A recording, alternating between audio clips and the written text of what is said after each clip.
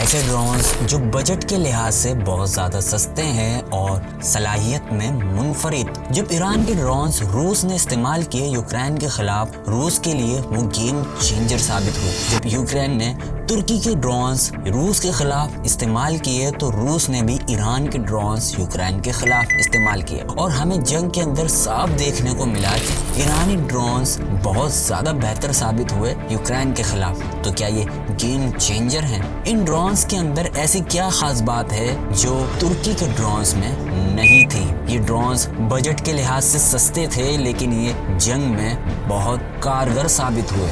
دیکھیں گے اس ویڈیو کے اندر۔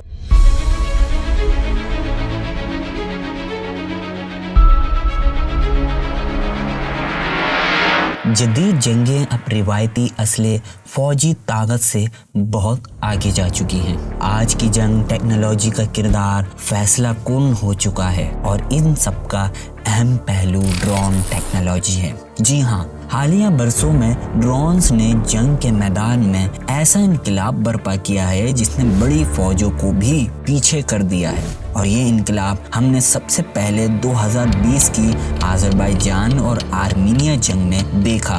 آذربائیجان اور آرمینیا کے درمیان یہ جنگ کافی فیصلہ کن تھی، لیکن 2020 میں صورتحال یکسر بدل چکی تھی جب آذربائیجان نے ترکی کے بنائے گئے ڈرونز کا استعمال کیا اور چند ہی دنوں میں ایک ایسی جنگ جیت لی جس سے روایتی انداز میں شاید برسوں لگ سکتے تھے۔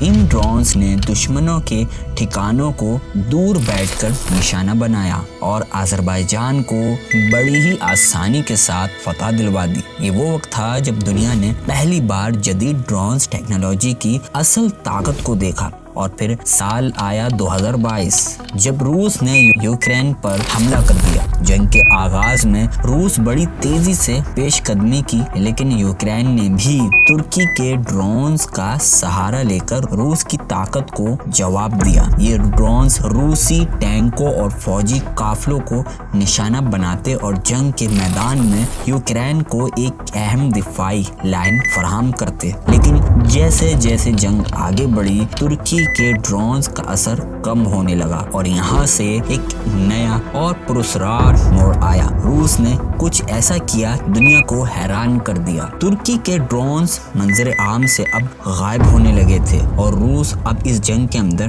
دوبارہ طاقت حاصل کرنے لگا تھا۔ دنیا بھر کے ماہرین حیران تھے۔ بڑے بڑے ممالک خصوصاً امریکہ اور یورپ جو یہ سمجھنے کی کوشش کر رہے تھے کہ روس کے پاس کون سی نئی طاقت آ گئی ہے جو اسے دوبارہ مضبوط بنا رہی ہے، جو اب جلد ہی سامنے آ گئی تھی۔ اور یہ جواب ایسا تھا کہ اس نے پوری دنیا کو ورطہ حیرت میں ڈال دیا تھا، اور وہ جواب تھا ایرانی ڈرونز۔ جی ہاں، جو کہ روس ترکی کے ڈرونز کے مقابلے میں استعمال کر رہا تھا۔ ایران جو برسوں سے عالمی سطح پر تنہا تھا اور سخت ترین اقتصادی پابندیوں کا سامنا کر رہا تھا، وہ خاموشی سے اب ایک نئی ٹیکنالوجی روس کو فراہم کر رہا تھا۔ اور یہ ڈرون سستے، کارگر اور تباہ کن ڈرونز تھے جو جنگ کا نقشہ بدلنے کی صلاحیت رکھتے تھے۔ دنیا کے لیے یہ چونکا دینے والا لمحہ تھا، کیونکہ ایران اتنی پابندیوں کے باوجود اتنی زیادہ ترقی کر چکا تھا۔ اس وقت تک ایران کی ڈرونز ٹیکنالوجی کو اتنا زیادہ سنجیدہ نہیں لیا گیا تھا، لیکن اب حالات بدل چکے تھے۔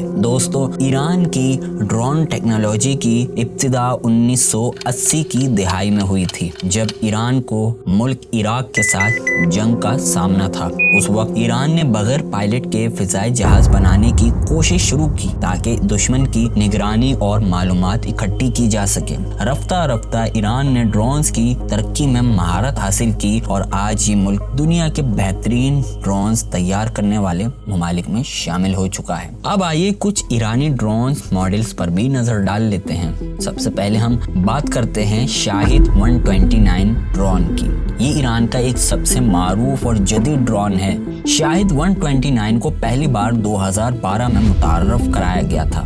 ये ड्रोन 24 घंटे तक मुसलसल प्रवास कर सकता है और इसकी रेंज तकरीबन 1700 किलोमीटर तक की है।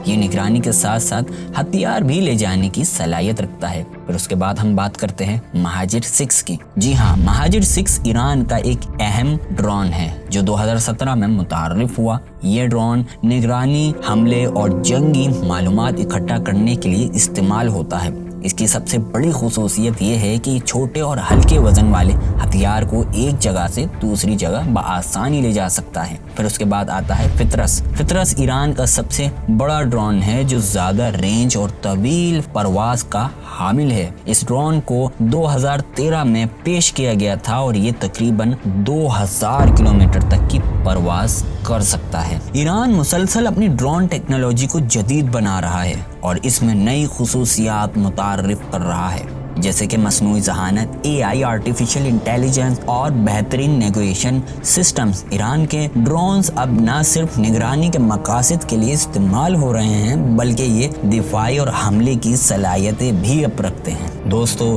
ईरान की ड्रोन टेक्नोलॉजी दुनिया भर में तेज़ी से तरक्की कर रही है। इसने न सिर्फ अपने दिफाई निज़ाम को मजबूत किया है बल्कि अपने बैनुल-अक़वामी सतह पर भी अपनी महारत का लोहा मनवाया है। हमें देखना होगा कि मुस्तकबिल में ईरान मजीद किस तरह अपनी टेक्नोलॉजी को बेहतर करता है और आलमी सतह पर क्या किरदार अदा करता है। इसके ड्रोन्स की सबसे खास बात यह है कि ये बजट के लिहाज से बहुत सस्ते तैयार होते हैं और ये आलमी मार्केट में बहुत सस्ते होते हैं और इनकी सलाहियत बहुत ज्यादा होती है, जिसकी वजह से छोटे ममालिक इन ड्रोन्स को खरीदना ज्यादा पसंद करते हैं क्योंकि बजट में कम और सलाहियत में बहुत ज्यादा होते हैं। और इस तरह आलमी सतह पर इसकी ड्रोन टेक्नोलॉजी की मांग भी अब बढ़ती ही चली जा रही है। एक ऐसा मुल्क जिसका मजाक कभी बनाया जाता था लेकिन अब दुनिया के सामने एक ताकतवर ड्रोन सप्लायर के तौर पर उभर कर अब सामने आ रहा है। आज ईरान के ड्रोन्स अपनी सलाहियत के जरिए अपना लोहा मनवा लिया है। बाकी आप इस बारे में क्या कहते हैं जरूर कमेंट्स में बताइएगा। अगर आपको हमारी ये वीडियो पसंद आई है तो बराए करम इसको लाइक कीजिएगा, शेयर कीजिएगा और सब्सक्राइब करना चैनल को मत भूलिएगा ताकि मजीद दिलचस्प और मालूमाती वीडियोस के लिए हमारे साथ आप जुड़ जाएं। मैं मिलूंगा फिर एक नई इंटरेस्टिंग वीडियो के साथ। अपना ख्याल रखिएगा एंड गुड बाय।